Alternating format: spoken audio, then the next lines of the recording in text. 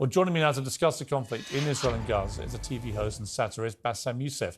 Bassem, it's great to have you back on the programme. I wish it was under different circumstances. First of all, what is your reaction to what happened on October the 7th? Oh, it was terrible, of course. I mean, we kind of get our news kind of also secondhand because, you know, my wife's family, they live in Gaza. They have cousins and uncles there, and their house also was bombed. We haven't been able to communicate with them for the past 3 days. Communication are lost. So we don't know actually what is the, how are they doing, but, you know, we're used to that. I mean, it's just like, it's very repetitive. We're used to that. We're used to them being bombed every time and moving from one place to the other. You know, it's just like those Palestinians, they're very dramatic. Israel killing us. But they never die. I mean, they always come back. You know, they're very difficult to kill, very difficult people to kill. I know because I'm married to one. I tried many times, couldn't kill her. I mean, there's a dark humour there, and I understand why. Because no, it's not dark humour. I try to get to her every time, but she uses our kids as human shields. I can never take her out. Again, I understand the humour, but to be serious, Bassem, about this, tonight there is... I will be serious. Now, I will be serious. I was watching your interview with Ben Shapiro, and I'll tell you one thing. Yeah. I think that Ben Shapiro is one of the smartest people who ever walked this earth. He's very, very smart. I follow him, and I believe everything he said. And when he came on your show, his solution was, and I quote, his solution was that the solution for this is for Israel to annex Gaza and to kill as many son of bitches as possible to make sure that this will never happen again. And anyone who called for a ceasefire will be a terrorist sympathizer. So God forbid, I don't want to be labeled as a terrorist sympathizer. So I agree with Ben Shapiro. I think we should kill as many son of bitches as possible. Well, let me, so okay, far, but Bassem, so far 3,500 people were killed, including 5,000 son of bitches in the bombing of the Baptist hospital as we speak right now. 1/3 of those 3,500 were children. So my question to Ben Shapiro is, how many more son of bitches do we need to kill so Ben Shapiro is happy? Okay, because it changes from one year. It changes from one. I'm sorry that. Listen, I'm really at a disadvantage here. I'm looking at a camera. I don't see you. I can hear you on my ear. The reason I'm interrupting so is I think you might be. I think you're conflating different interviews with Ben Shapiro. He didn't use the phrase "sons of bitches" with me. Let me play to you what he actually said on my show. He did. Go back to your interview. No, he didn't. That was another interview. But let me play what he said to me here. Well, frankly, I don't believe in proportionate response to terrorism. I believe that the way that you stop terrorism is with wildly disproportionate response. That doesn't mean in terms of targeting civilians. It means in terms of killing as many terrorists as humanly possible and allowing them to dictate the terms of engagement by hiding behind civilians in areas that they are supposedly responsible for means that the only option for Israel is to surrender to Hamas's hatred of its own citizens, its willingness to use its own children as human shields. No country worth its salt could ever do that. Now, that is substantively different to what you said he said, right? He's talking there but specifically about Hamas terrorists. I agree with him. The thing is, the question is, what is a proportionate response? Because it has been different from one tier to another. So if you look to this graph, for example, this is the death of Israeli and Palestinians, and it's changing from one year to year. It's like fluctuating like crypto. So my question is today, what is the going rate today for human lives? I mean, 2014 was a great year for Ben Shapiro. 88 Israelis were died, and there was 2,329 Palestinians killed on the other side. That is one Israeli for 27 Palestinians. That is a very good exchange rate. What I'm saying is, what is the exchange rate for today? So you guys will be happy. That's my question. Well, it's not me. It's not me, guys. I'm not on either side. No, not you. Like when I say you guys, I say like people on the other side of that. I know that you don't think like that, Piers. You're one of the good guys. But let me tell you something. I mean, the reason that I'm using this is that, I mean, I can't remember what happened in 2014, and there was no music festival, but there must be something. I mean, they must do something. It is their fault. It has to be something. I mean, 2018, 300 Palestinians died. Who's counting, you know? So the thing is, what my question is, let's find what is the exchange rate for human life today so we expect the future death of Palestinians and will be happy to it. My response to that would be this, Bassem. I've thought carefully about this because I think it's very tricky for people like me to immerse ourselves into a conflict where we're not directly involved. And I thought carefully about what I feel about this. I feel that the scale of what Hamas did on October the 7th supersedes anything else I've seen in this conflict, really ever. The savagery, the butchery, the slaughter of 1,300 people, the shooting of babies, the 100%. Kidnapping of grandmothers, and so on. So if we can agree on that, which I think is inarguable, then the question then becomes, again, about proportion. I don't disagree that there's been a lot of bad stuff on both sides going back historically for decades. But if we agree that this was on a different level altogether, quite deliberately by Hamas, designed to provoke... No, here's my question. Let me ask you a question. And the question, because you raised it earlier about proportion. I honestly don't know what the proportionate response is.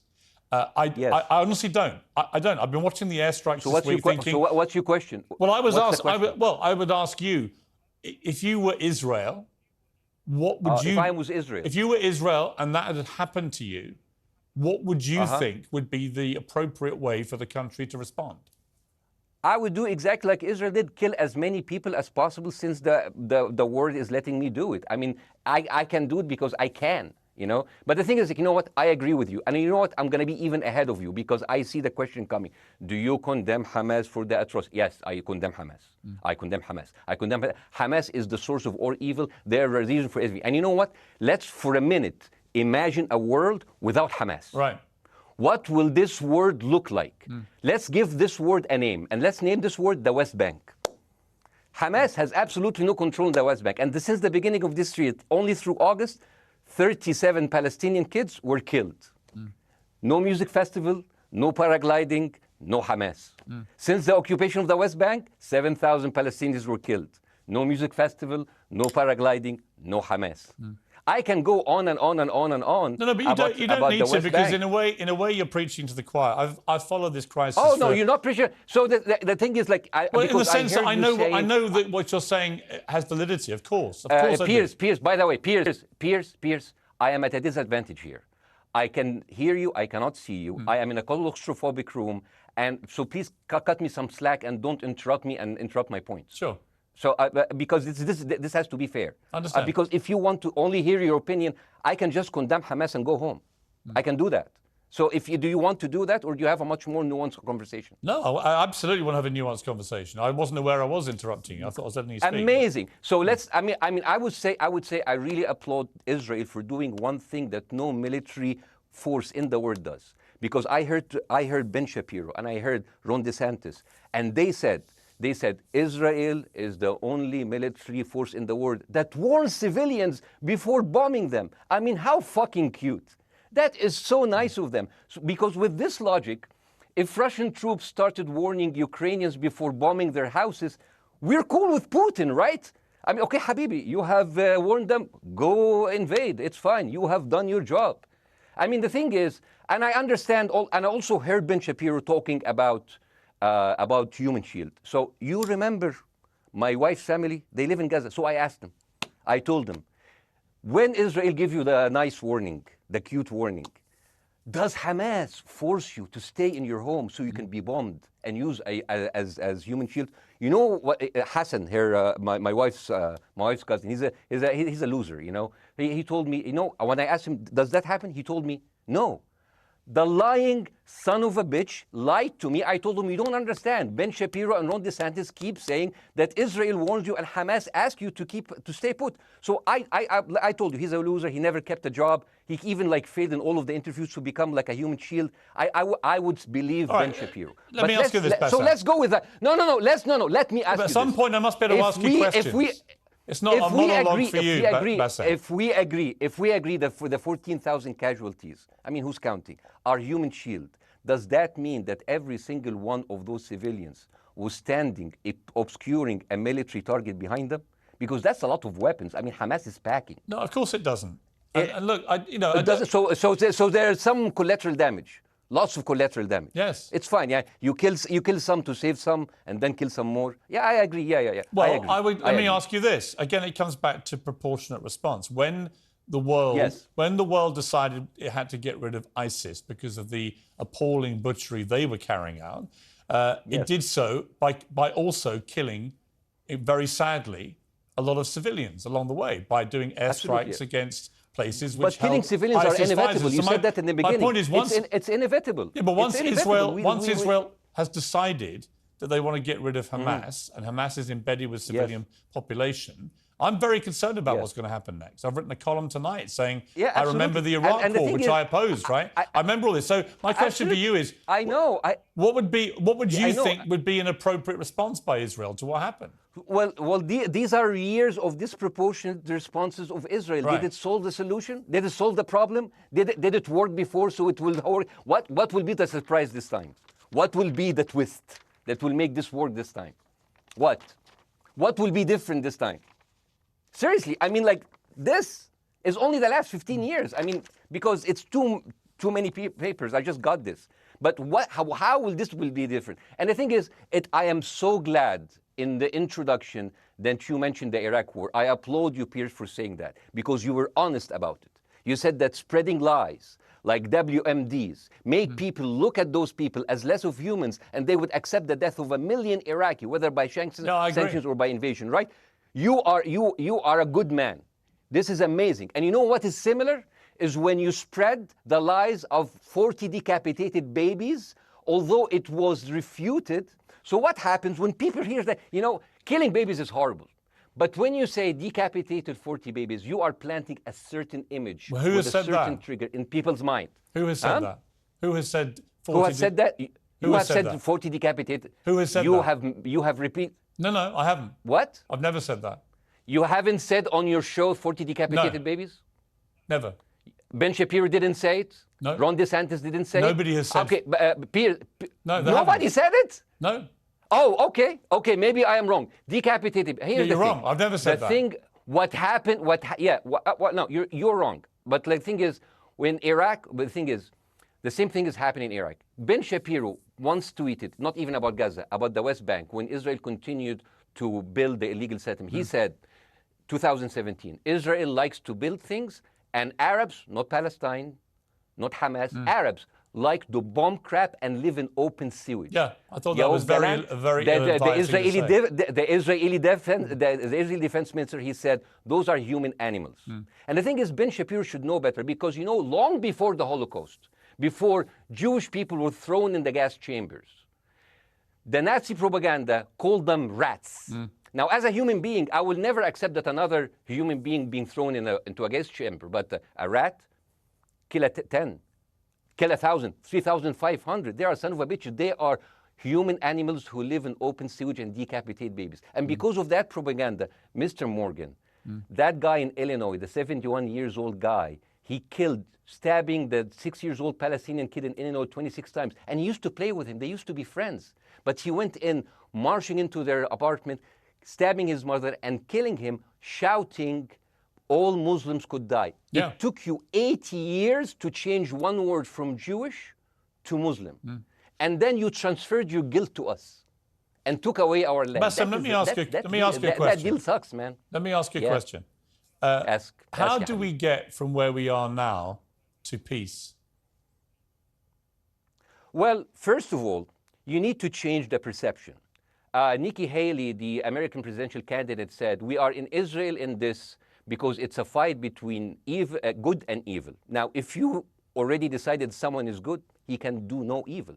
And if you decided someone is evil, it's good to kill them. Killing them is good. You see, and the thing is, it is not like something new. I mean, I look at history and I see, I'm sorry to say this, but Westerners has always dealt like this with indigenous people. You first treated them like savages, Native American, First Nation, Aboriginal. They're savages. Kill all the savages. And then when they're almost extinct, you start feeling sorry for them, like animals. So maybe the solution is that we kill as many Palestinians as possible, so the few of them that remains do not bother you. And maybe Netanyahu, when he lives for another 100 years, he'll become a tree hugger. Let me just challenge you on this. And he will campaign for preserving the three Palestinian You keep talking about Westerners like me. Okay, so let me return the favor, okay? Hamas is dedicated to the complete eradication of Jewish people. I am not the spokesman for Hamas. I'm not saying you are. Why do you keep... I'm not saying you are. are. I'm not their spokesman. You're talking to me. I fucking hate them. Bassem, fuck Hamas. Hamas. No, are you happy? You're missing my point. You're talking in a generalized way about people in the West who always talk about Arabs as savages. I don't. No. I'm talking about America. I actually led the campaign. I led the media campaign in this listen, country against the Iraq War. Okay, so I don't see. I You don't are see one people of in the the good Middle ones, East as Piers. savages. You But what are I would one say of is, the good ones. But what I would say is, I'm not talking about you. You're great. No, it's not about me You're being amazing. great. We love you. It's about the way Hamas behaved on October the 7th was like savages, like a pack of savages. It was the worst atrocity against Jewish people since the Holocaust. There has to be, of course, there has to be a response. And my they question should be for you eradicated. My question for you is, notwithstanding the history, Bassem, what is the proportionate response? But I don't know. But there's no Hamas in the West Bank, and they're still dying there. So what's your excuse? I don't have any excuse. Okay, what's your explanation? Sorry, my earpiece went down. Listen, I don't make any pretense that this hasn't been a massive problem between Palestine and Israel going back to the mid-40s. We all know this, right? Piers, listen. I'm not saying that you're making excuses, but if you are adopting a certain point of view, you have to at least defend it. I'm telling you, there is no Hamas in the West Bank. What is the excuse? Not your excuse. What is the excuse to kill those people? Well, listen, this question of proportionality is one that... No, answer my question. I've been answering your question. You answer mine. It's actually not my job to answer your questions. It's not. Okay, not your job. Not. I agree with you. I'm more interested in you, who has family in Gaza, who's an Egyptian in the Middle East, right? I'm more interested in what you have to say. Okay, I'm telling you. I think Hamas is the problem, okay? Right. Now, let's say Hamas is removed. Let's Hamas. I'm agreeing with everything. You want me to condemn Hamas? I will condemn Hamas, Hummus, Hassan, everyone. Guys, so wait. I can't hear you. The earpiece. Damn. Okay. Oops. Okay. Yeah. Okay. I do need help. I think. Okay. Just go back. Is he there? You go back. Can you hear me? Okay, go. Thank you, guys. Can you hear Bassem? Yeah, now I can hear you. Okay. So here's the thing. Can you hear? Okay. Yeah. So Israel, let's say, for example, Hamas ceased to exist. Okay? Do you hear me? Yes. Yeah? Hamas ceased to exist today. Now, right now, in Palestine, in West Bank and Gaza, 20% of Palestinians go through Israeli prison system, whether imprisonment, whether interrogation, whether torture. And the rest of them, they live a life of daily loss of land, of homes, of life, and they are suffocated by this. So let me ask you something. If you are a Palestinian living into these conditions for decades, would you sympathize with your oppressor, or sympathize with the people who claim they resist them even if they are terrorists? I have made no secret that I think the conditions Palestinians have had to exist under are completely unacceptable. I've said that for years. So the question then becomes, how do you forge peace between two warring parts of that region who for decades have approached peace, in my view, with mutual sledgehammers, with no actual desire to have peace? And I think it comes down in the end to great leadership. And I don't think there's great leadership. I don't think, well, hang on, let me make my point. I don't think there's great leadership on either side. Where is the Nelson Mandela figure here to come through all this hatred on both sides? Nelson Mandela? Yeah, where is that figure? Nelson Mandela actually have criticized Israel for being a horrible state. All of the South African activists have actually called Israel. My point is about how he responded to a country that was so divided. Is a template for how you get to peace, isn't it? I haven't met Nelson Mandela, so I wouldn't know. But like there's a point. There's a very important point here. You know, I want to understand what is the logic of Israel carpet bombing Gaza. I mean, if there's a logic, if this will make Israel safe, I want to hear the logic. So if they continue bombing, what are they hoping to achieve? Well, I think we know what their stated aim is. Their stated aim is to eradicate and wipe out Hamas. They believe Hamas are living predominantly in northern Gaza. They also are aware they're living amongst civilians. So it's an incredibly difficult thing. As I said in my monologue, it is very, very difficult to see how they do this without massive collateral damage. So if I can understand this correctly, basically Israel is doing this to pressure the Palestinian community in Gaza to turn against Hamas. Is that right? I'm sure that's part of it, yes.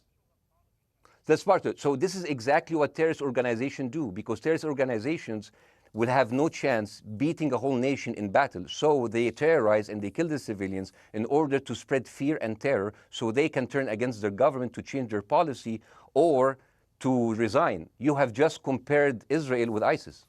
No, I haven't. I don't see any comparison between It's going to be the headlines tomorrow. Piers Morgan, Israel is ISIS. Only amongst people who weren't listening. The comparison, which is more apposite, is ISIS and Hamas. They are both nihilistic terror groups intent on killing as many Jewish people and others as they can possibly kill. And you can't get peace with people like that. Absolutely. You know what? I'm going to do something that nobody done on your television. You know what I'm going to do on your episode? I'm going to pretend that I'm an Israeli citizen. I'm going to put myself in the place of an Israeli settler in the kibbutz.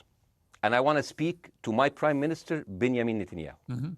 Mr. Benjamin Netanyahu, I have voted for you because you have promised us peace and prosperity and security. On the 7th of October, those son of bitches Hamas, they went into the fence that is regularly heavily guarded. Usually if there's like a dove that comes close to it, it will be shot. Those people went in and they went for 6 hours before IDF forces was deployed, killing our friends, our families, kidnapping our grandmothers and babies, and went in. I want to ask you, Mr. Prime Minister, after you have fractured the Israeli community and you have fucked our courts, our Supreme Courts, what are you doing with the money being given to you, to the United States? Also, you are carpet bombing Gaza with absolutely no regard to our hostages, our people. I heard a rumor in the kibbutz that you're doing that you let that happen as an excuse to carpet bomb Gaza, so you push them into Sinai. And I didn't believe that. That's like, not my prime minister. He can never do that. And then I watched an interview for Danny Ayalon. He was your chief advisor. He was also the Israeli ambassador to the United States. And you know what he said, Mr. Prime Minister? He said that the solution for those Palestinians is to go into a vast land of Sinai and live into tent cities temporarily, temporarily, wink wink, until we build Gaza again, and then we invite you back. يعني عبط احنا بقى. يعني فاهمني؟ We've seen this movie before. So يعني, and when I saw this, I couldn't explain to my fellows in the kibbutz, how come our Israeli government is trading human lives for another piece of land? So as an Israeli citizen, I need to hold my Israeli government accountable. And as an American citizen, I want to know all of these money that we are giving to Israel. We're giving them $4 billion every year. Joe Biden said it's the best investment America ever done. Well, if I am in the place of Joe Biden, I would say, sorry, don't speak. I would say, if I was Joe Biden, I would go down and whisper in the ears of Netanyahu and tell them, I hate bad investments. They haunt me, like Littlefinger in Game of Thrones. But the thing is, this is the problem. Israel always victimizes itself, and I have never seen a victim putting their oppressor under siege and bombing them 24/7. Israel wants you to believe that they are the victim. Dealing with Israel is so difficult. It's like being in a relationship with a narcissistic psychopath. He fucks you up, and then he makes you think it's your fault. All right, you Bassem, look at Israel as Superman, but they're really Homelander. Wallahi, they are shooting Bassem, fish in a barrel, and they are annoyed with the splashes. Bassem, I want to say two things. One, if you could just slightly manage your language. We are uncensored, but if you keep swearing, I'm very sorry. We have to apologise to viewers who may be offended by that. I apologize. But I understand passions run high, so let's not get too bogged down about the odd swear word. I apologize to the viewers. I apologize to the viewers for my language. My second question is this: after the sight of dead civilians. After the break, we have the managing director of the Daily Wire, which is Ben Shapiro's company. We were going to interview him on his own, but he's happy to come on and talk with you directly if you are prepared to stay. Well, of course, I can stay, but again, I am... Fuck. I am in a disadvantage, and I would like to have my space to respond. Okay, we'll come back after the break. I do. Stay there, Bassem. Because here's the thing. There's Bassem, two things we're I want going to go to a break. Before, all right. When we come back from the break, it'll be you and Jeremy Boring from the Daily Wire. I have news. We're taking a short break, Bassem. I'll be back. Welcome back to Uncensored. For more on the situation in Israel, I'm joined now by the CEO and co-founder of the Daily Wire, Ben Shapiro's partner, Jeremy Boring. Jeremy, thank you very much indeed for joining me. I'm sorry we demoted you earlier to mere MD. You are the CEO and co-founder. You know Ben Shapiro better than anyone, really. I did a big interview with Ben, obviously, the other night, which went around the world and has sparked a big reaction, including from our guest, Bassem Youssef, who's still with us. First of all, you've been listening to Bassem and what he's been saying. What's your response? Well, first of all, I make it a point not to speak for Ben Shapiro. He's got a 20 IQ points on me and speaks for a living professionally, so he's much better prepared to defend himself. But as his business partner, as his best friend, I do feel like I have to respond to the things that Bassem was just saying. First of all, the question of how many sons of bitches have to be killed in order to end this conflict, I mean, I suppose that the answer is as many of them as it takes. That doesn't mean that I or Ben or any decent person in their right mind is happy with the killing of civilians. I posted at the very beginning of this conflict that a woman or a child blown apart in Gaza is just as tragic as a Jewish baby killed in one of the settlements. That doesn't mean that Israel's actions and the actions of Hamas are morally equivalent. You know, the tragedy is the tragedy, but the moral equivalency is nonsense. If you entered Israel with the express purpose of targeting and murdering civilians with your own hands in cold blood, that is not comparable to Israel bombing targets in the Gaza Strip and killing civilians as a terrible, tragic consequence. War is terrible. War is an awful thing. That's why decent people don't lightly engage in war, and why Hamas should not have incited this war.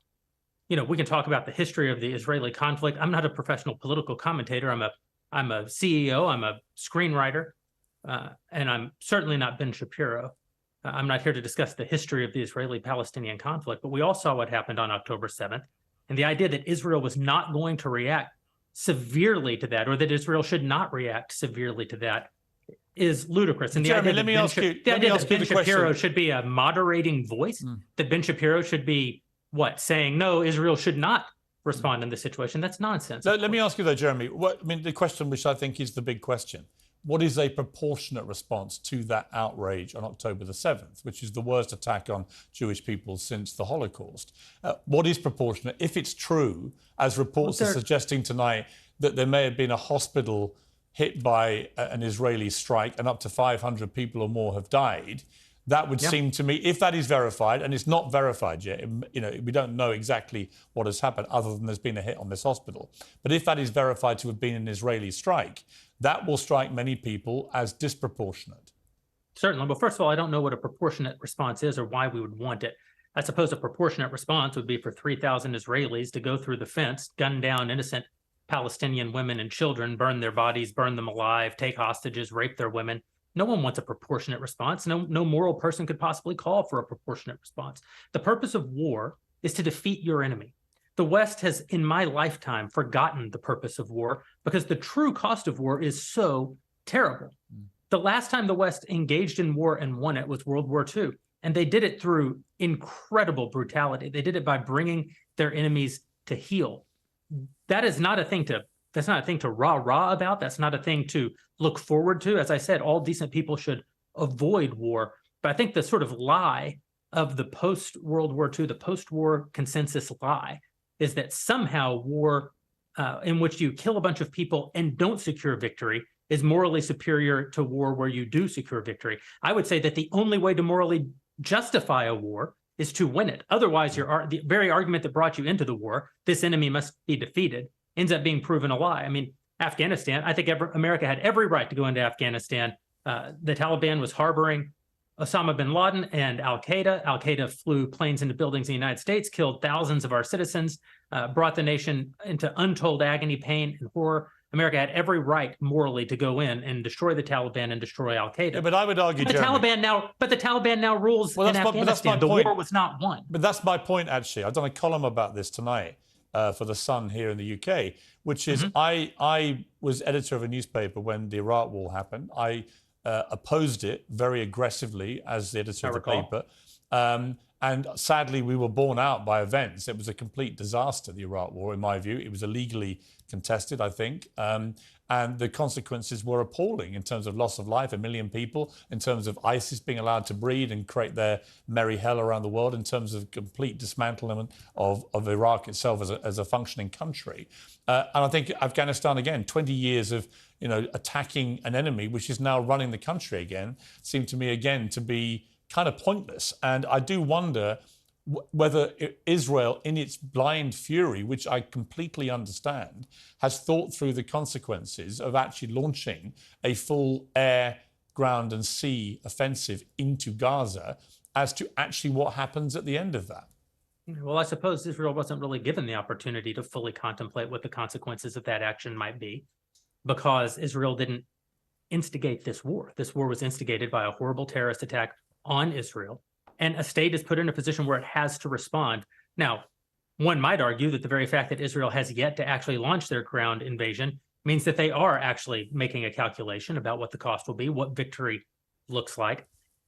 Any rational person, any decent person can engage in a conversation about what is the appropriate response for Israel. Of course they can. But this sort of moral equivalency thing, I don't think is a sign of decency to engage in a conversation about moral equivalency. Let me bring Bassem back in. You've been listening to this, Bassem. What's your response to what Jeremy's been saying? I'm sorry, I didn't catch the gentleman's name. It's Jeremy Boring. He's the chief executive of the Daily Wire and co-founder with Ben Shapiro of the Daily Wire. Hi, Jeremy. Please say hello to Ben Shapiro, and please tell him that I do think he is the smartest person to ever walk the earth. Thank you so much. So, as a response to Jeremy, I agree with everything you said. I mean, what is disproportionate? I mean, he just used the examples from Second World War and America, showing that civilian casualty is, I mean, I heard his voice. He was very sad, and as he was telling us, it is so inevitable to kill so many civilians because it's something that we cannot avoid. I hear the sadness in his voice, and I know that it's a very difficult decision to kill all of these civilians because that's for a higher cause, and I understand. But my question, I have two questions. The question is, how can you justify the killing in the West Bank where Hamas does not exist? And if the disproportionate response during over all of these years have actually worked, what will be new this time that did not happen before? I just want to. That was my question. Okay, that was my question. I'm gonna. Okay. So now, if I ask the question, can I say something on my side? Well, a little bit personal? Bassem, with respect, a little bit personal. Bassem, with respect, I gave you half the show to have your side. Jeremy's had a lot less time. I'm going to have to. You want move me to on. leave? Bassem, I'm going to have to let you go because we've been on air with you for 40 minutes. Okay. Now. Bye bye. Right? But listen, bye. I would like to talk to you again, and thank you for joining the program. I appreciate it. Oh, by the way, my wife's family is all right, and they sent us a house. It's bombed. It's beautiful. It's going to be a good like Halloween theme. So well, I'm very sorry for what your family are going through in Gaza, and I mean that very sincerely. By the way, I don't know. I don't know I don't know him. By the way, I haven't actually met them. They didn't even come to my wedding. They couldn't because they are stuck in Gaza. Okay. And she never saw them because, Gaza is not a destination. Bassem, as I say, we hear their voices, and it's they die. It's fine. It's fine. Bassem, I wish your family all the very best. Thank you for joining me. I appreciate it. I don't. Thank you.